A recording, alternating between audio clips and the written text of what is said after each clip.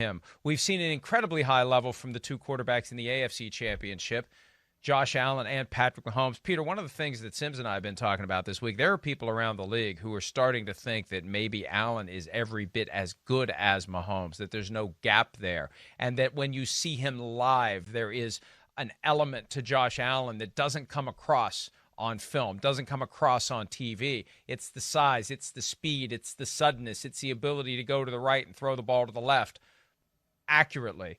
And the accuracy has just gone through the roof this year.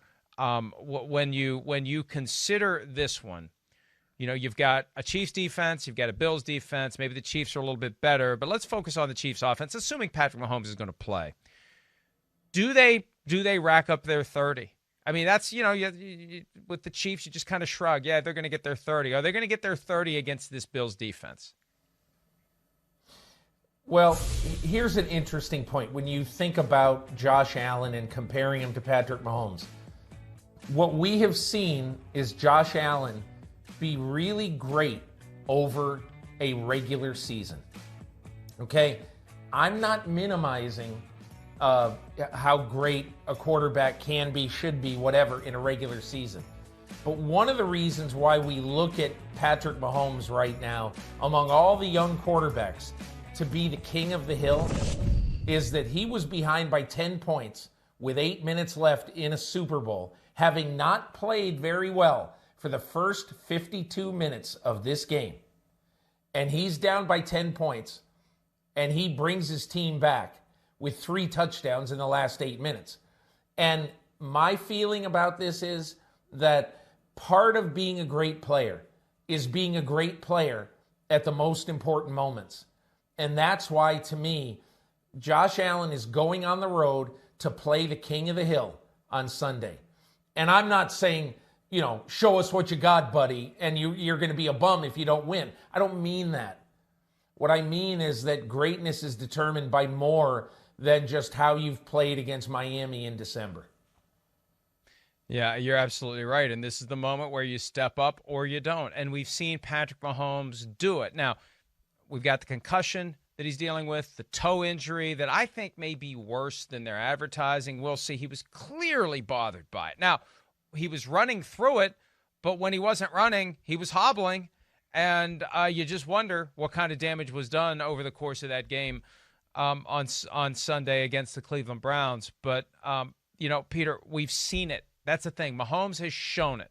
Josh Allen hasn't. And what a challenge it is to prove yourself against a guy who became the king of the comebacks last year. And even if you're up 24, it's not safe.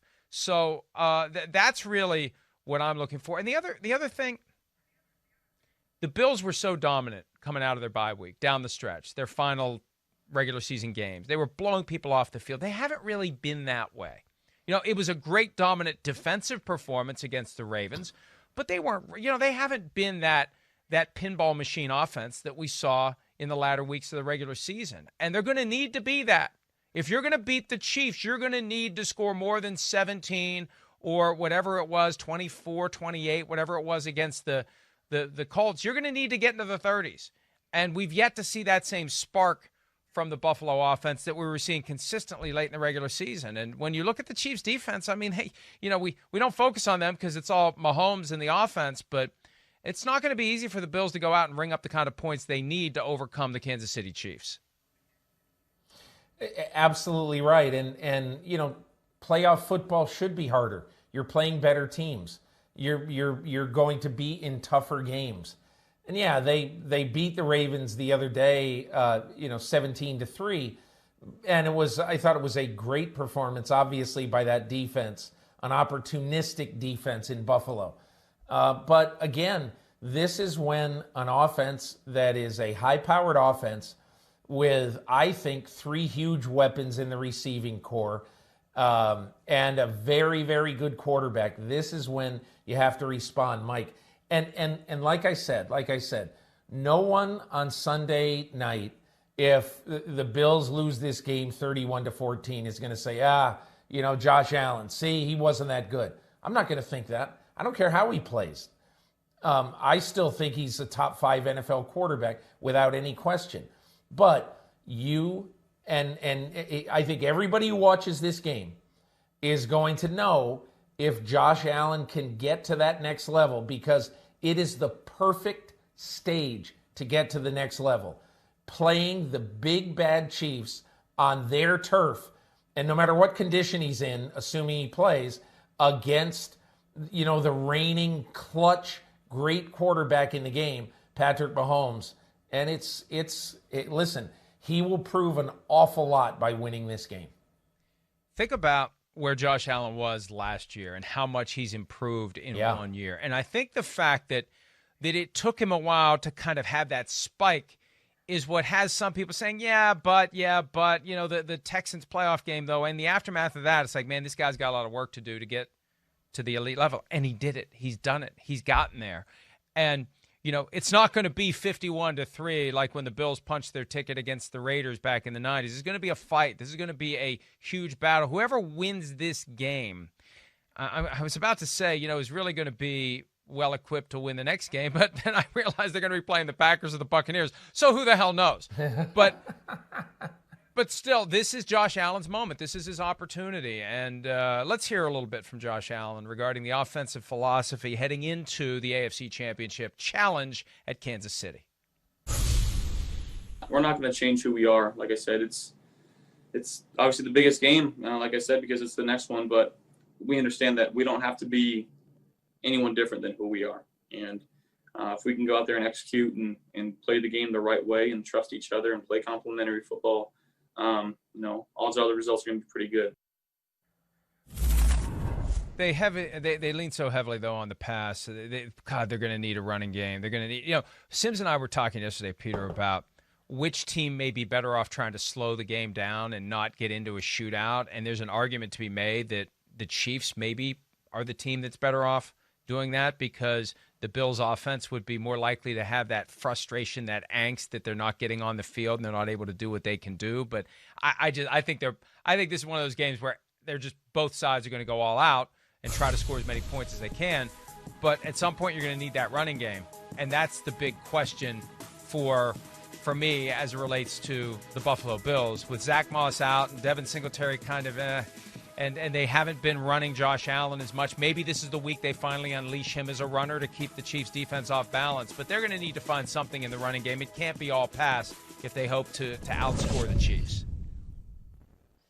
What's so interesting also about the Chiefs team is, we gave Jason Light a nod, early. But,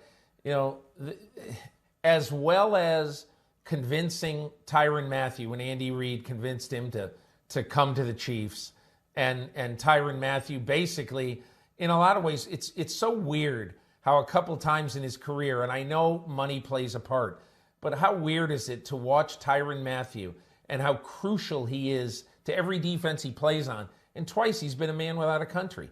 It's just very, very odd that a great player like him, important player on a defense for so many reasons, he's one of the top 5 leaders in football right now. And that includes every position, but also you look at what Brett Veach has done in the draft in recent years, and I bring you Exhibit A this year, L'Jarius Sneed. Now, look, I'm sure a lot of people who don't really follow football have never heard of L'Jarius Sneed. But last week, in my opinion, when I watched that game, I thought he was the most important player on a playoff defense, and he's doing that as a rookie.